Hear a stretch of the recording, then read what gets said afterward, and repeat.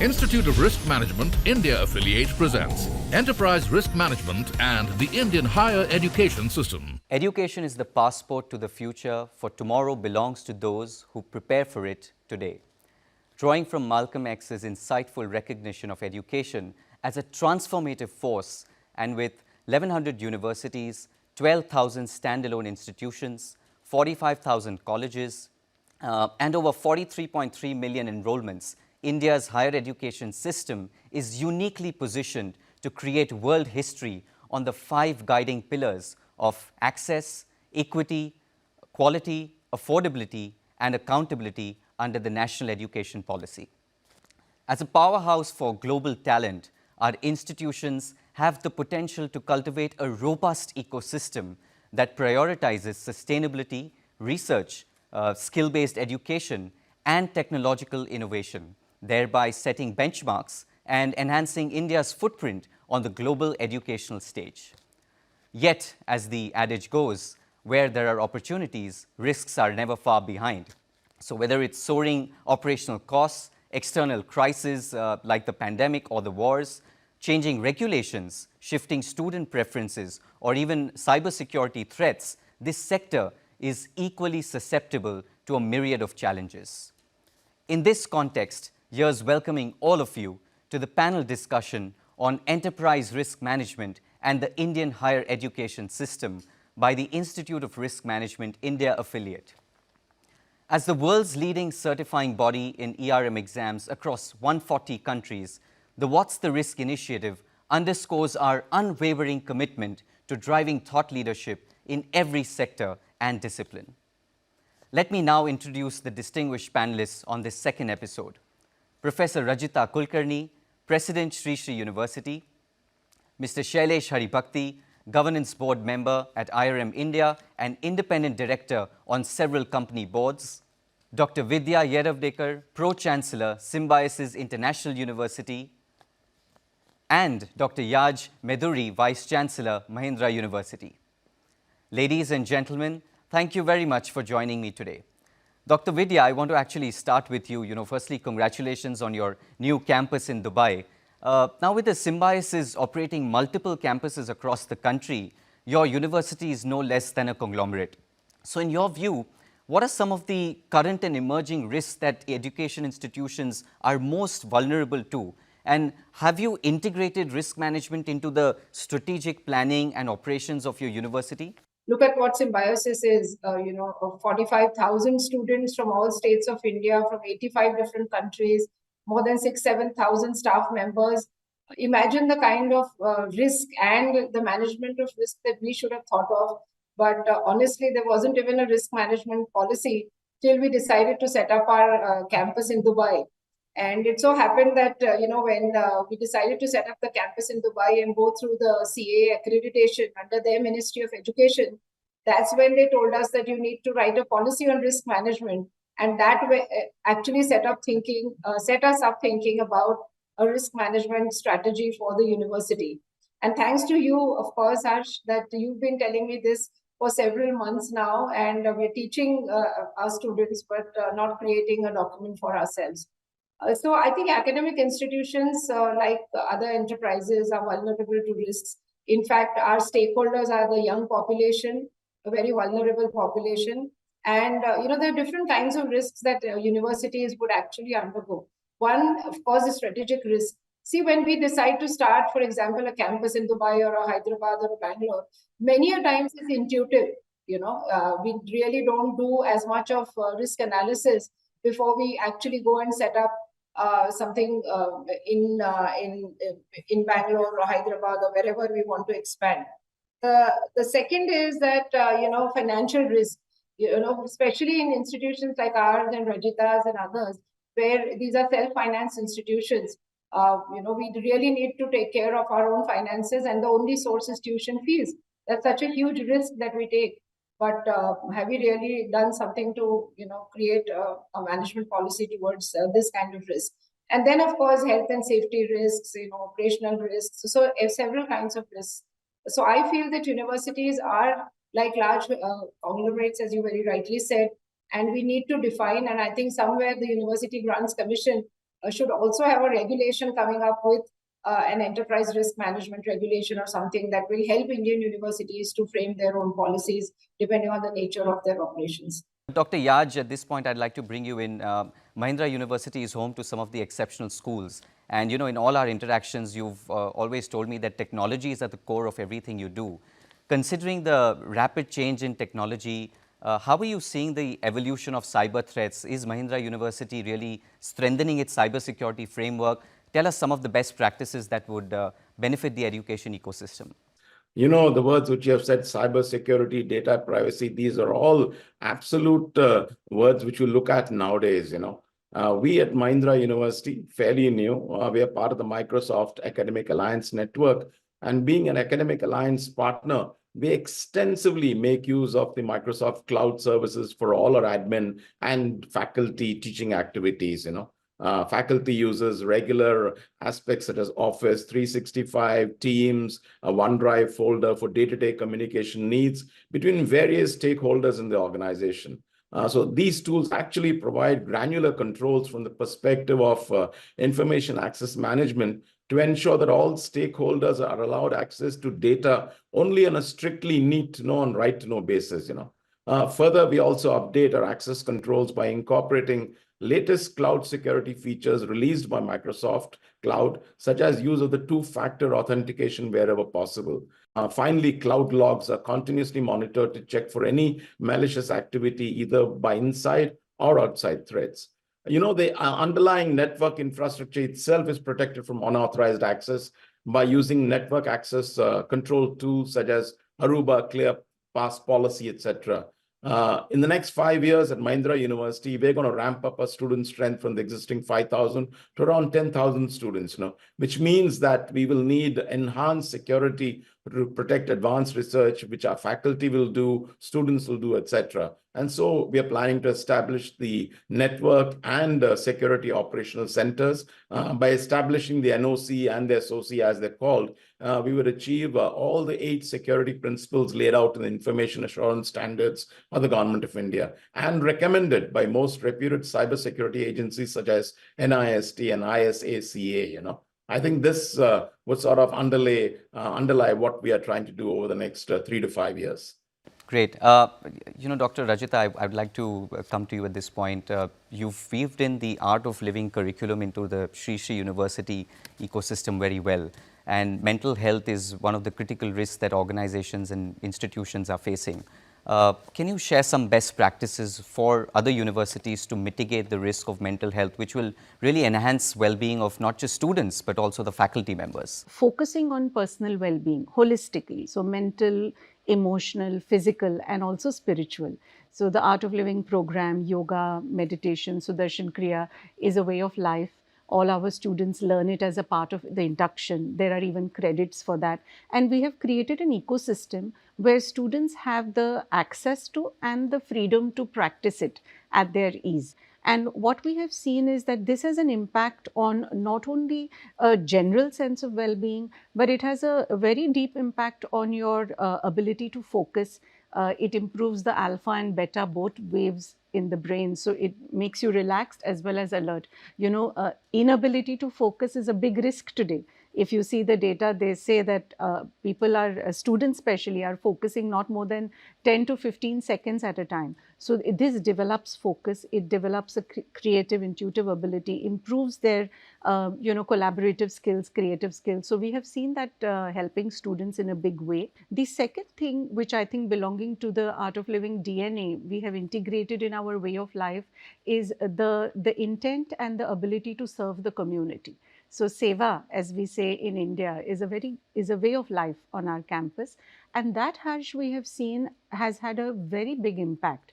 The Gen Z, we read so much about it. We have seen that just being in the community, we have about 70, 80 villages in our neighborhood, which we have kind of associated with and adopted in a way. So just going and doing some hygiene camps, or even little education camps for children, or agriculture advocacy camps, or many other such activities. It develops confidence, it develops collaborative skills. we have seen it enhances a sense of contentment. Today, one of the big risks of this generation is we are creating a 10-minute generation where everything is available in 10 minutes.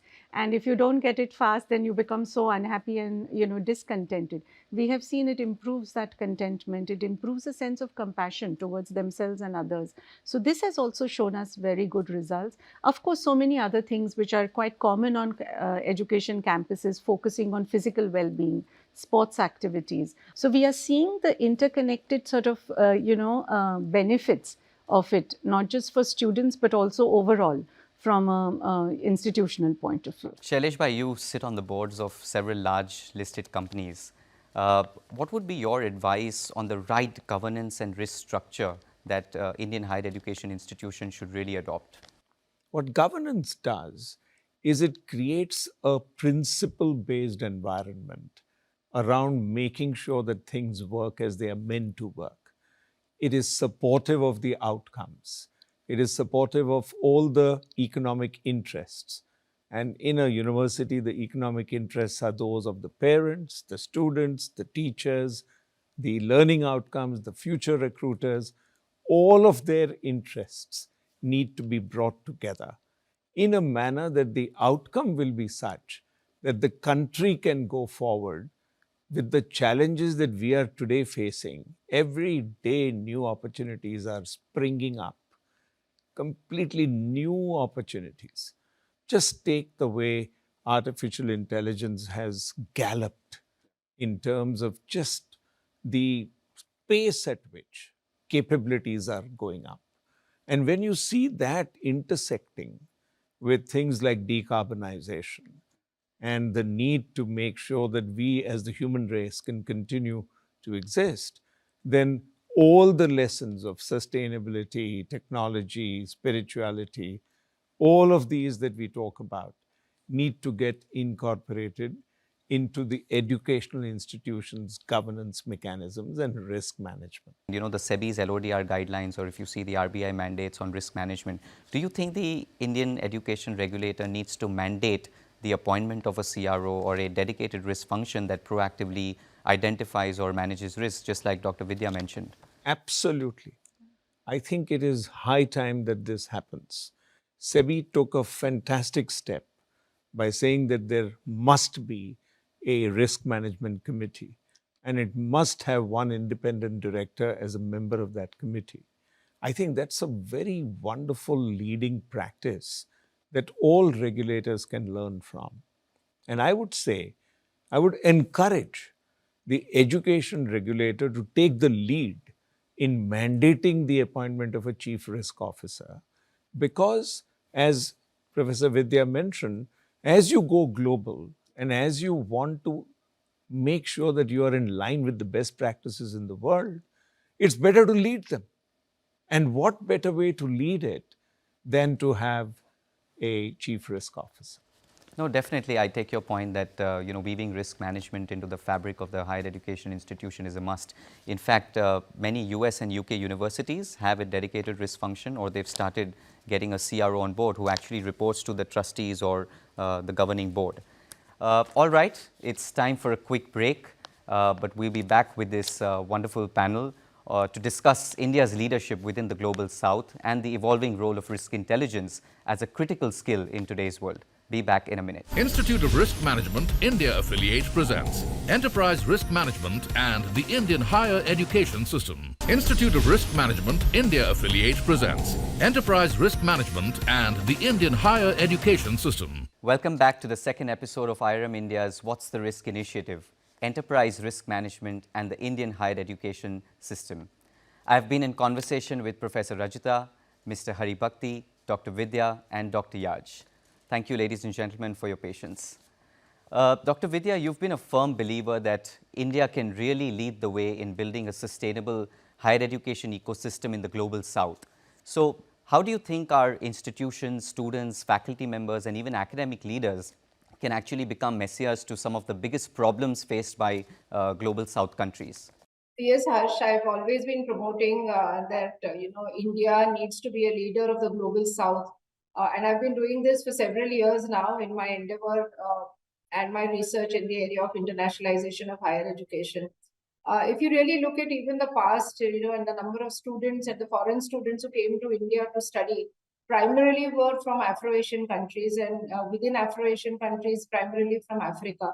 I mean, if you look at countries of East Africa, whether it's Ethiopia, Tanzania, Kenya, Uganda, Mozambique, all these countries have several alumni who passed out of Indian institutions and are doing so well. In fact, some of the heads of states of those countries have been students of Indian universities.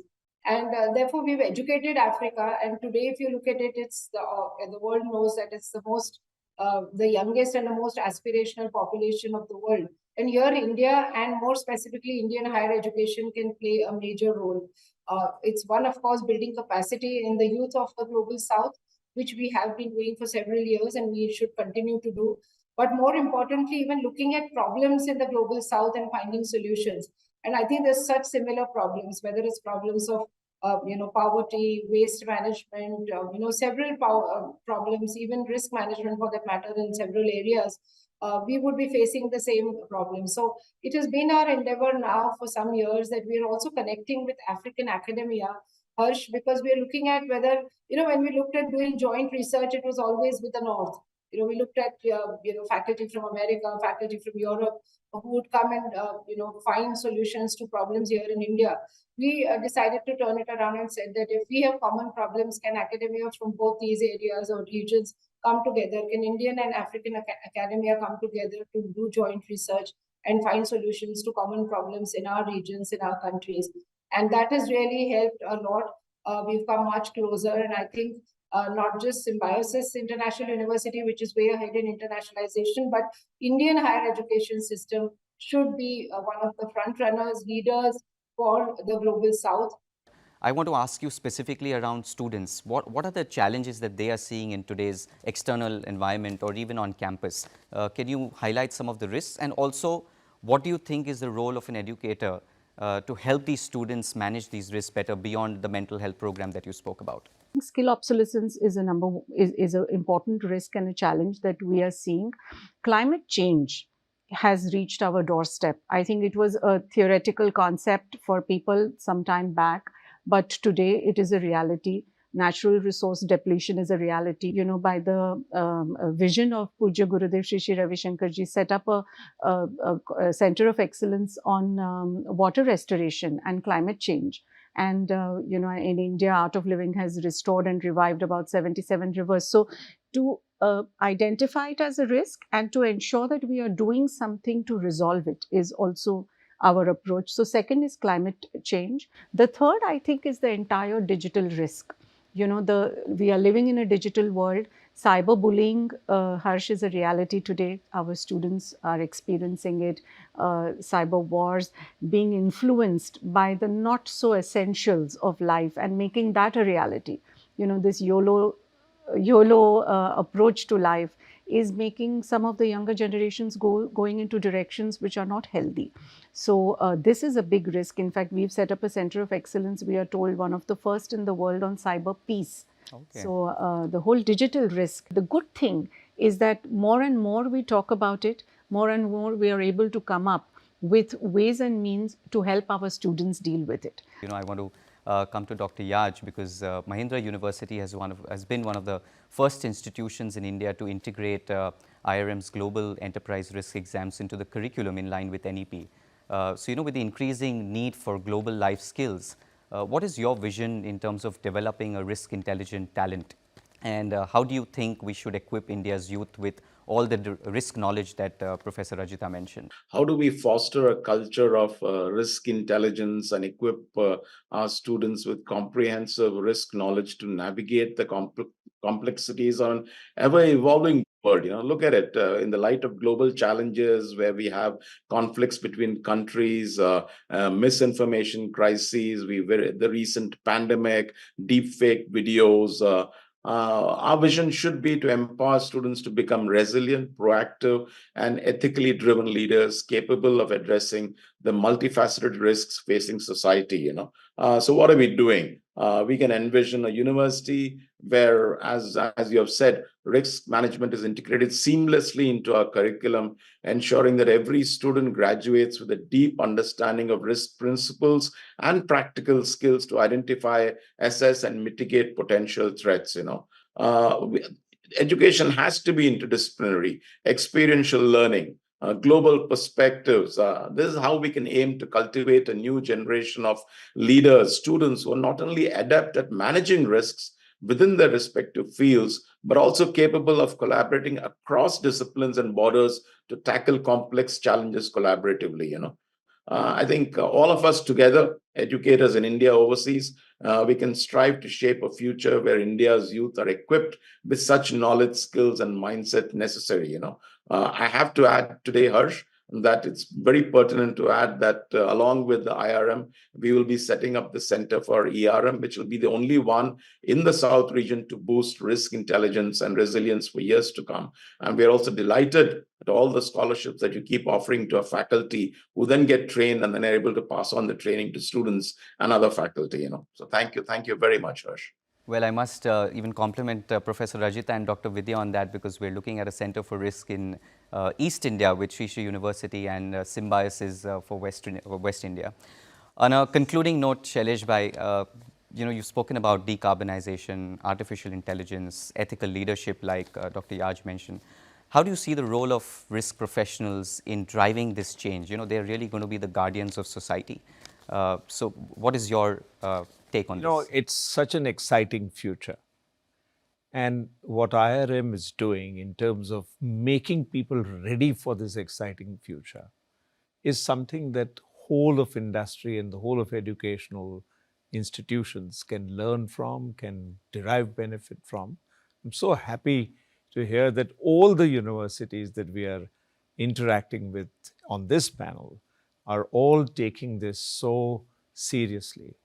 To have a center in each of these three universities is spectacular. So to my mind, risk will become far better recognized, far better managed. So let's look at how this will be done. It's critical to create a repository of things that have gone wrong, and then test using machine learning algos everything that is happening today.